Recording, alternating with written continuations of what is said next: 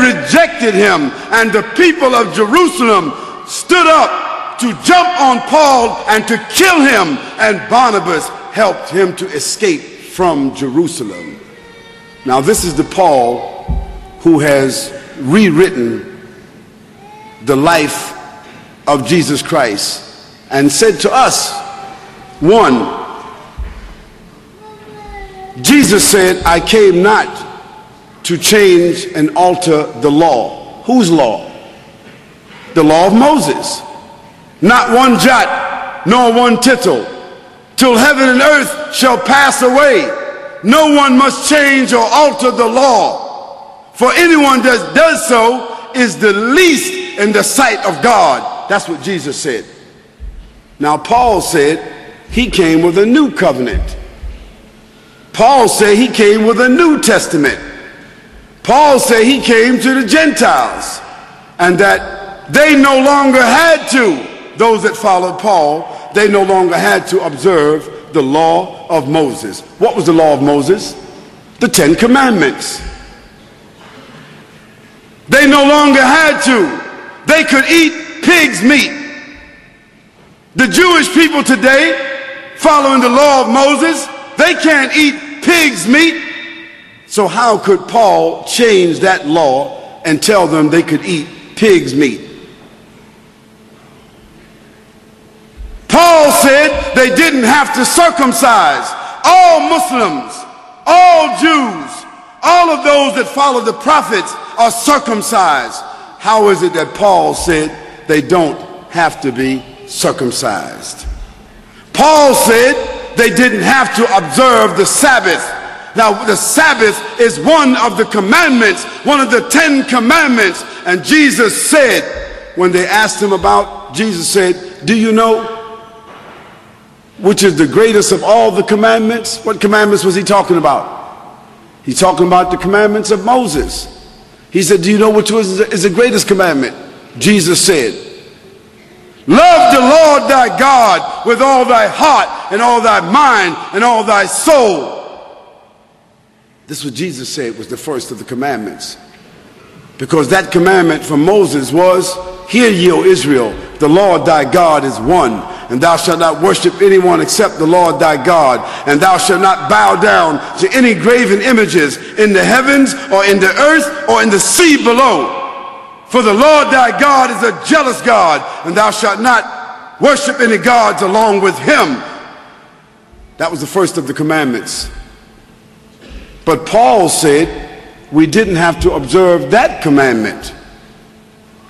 And it was through the epistles of Paul that Constantine later on, 300 years later, he decided to reconcile this new Jesus at the Council of Nicaea. To be specific, in the year 354, it was Constantine that reconciled Paul's Jesus from the historical Jesus and decided that he would go with Paul's Jesus and kill everybody else. And that's where the Trinity was born. That's where the incarnate God was born. That's where the atonement was born. That's where the idea of Jesus Christ being crucified, dead and buried for 3 days and coming back was born. This is where the idea of Jesus being God was born, because Constantine accepted that idea. Because Constantine had already deified his father as Sol Invictus.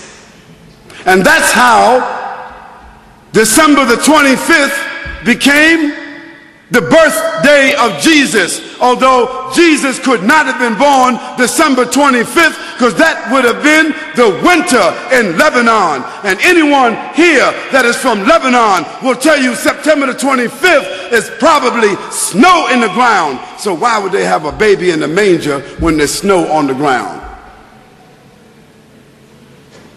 But that was the date of the Sol Invictus. And that's when they changed the Sabbath from Saturday, from Yom al-Sabt. Yom al-Sabt. All the Arabs in this room know Yom al-Sabt. The Sabbath is Saturday. So how did the day of worship for the Christians become Sunday? Because that was the day of the worshiping of the sun. And that's the day that Constantine worshiped.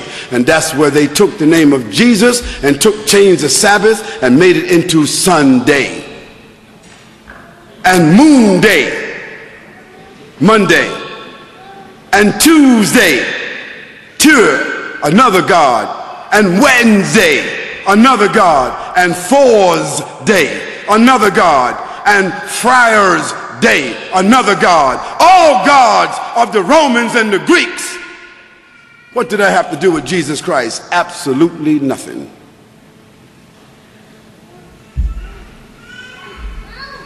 So a new covenant was born through Paul and the collaboration and the official documentation of Constantine, who then assigned an official Bishop of Rome.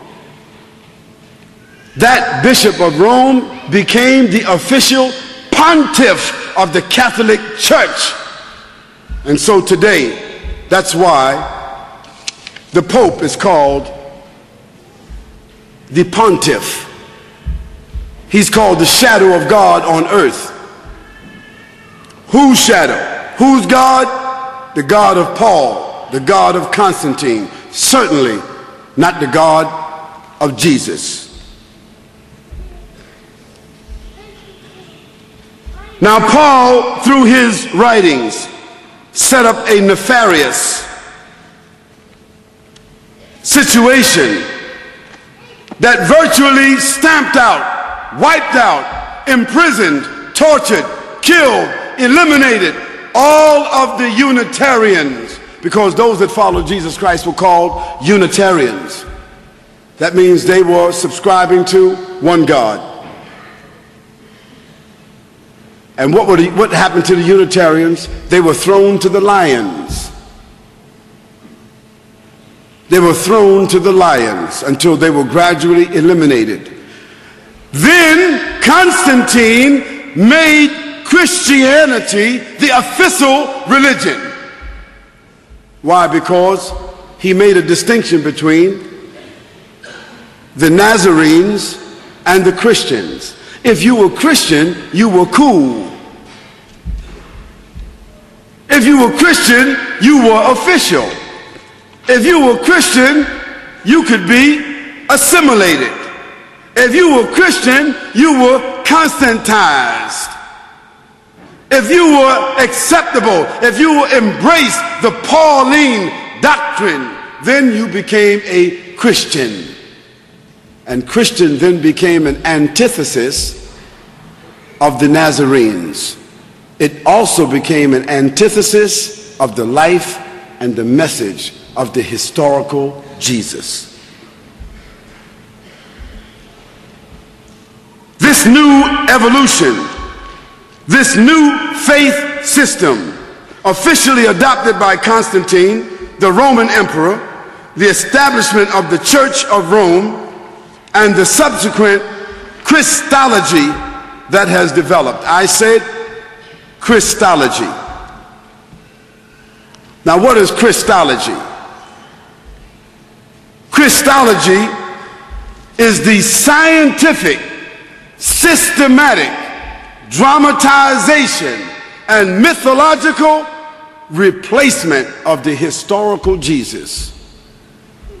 That's what Christology is.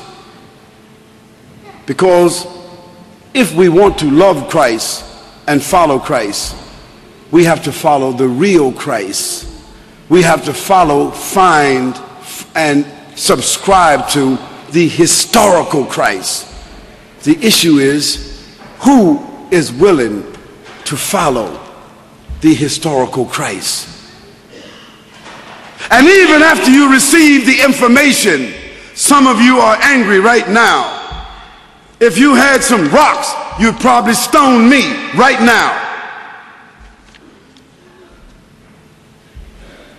Some of you might want to invite me outside to beat me up.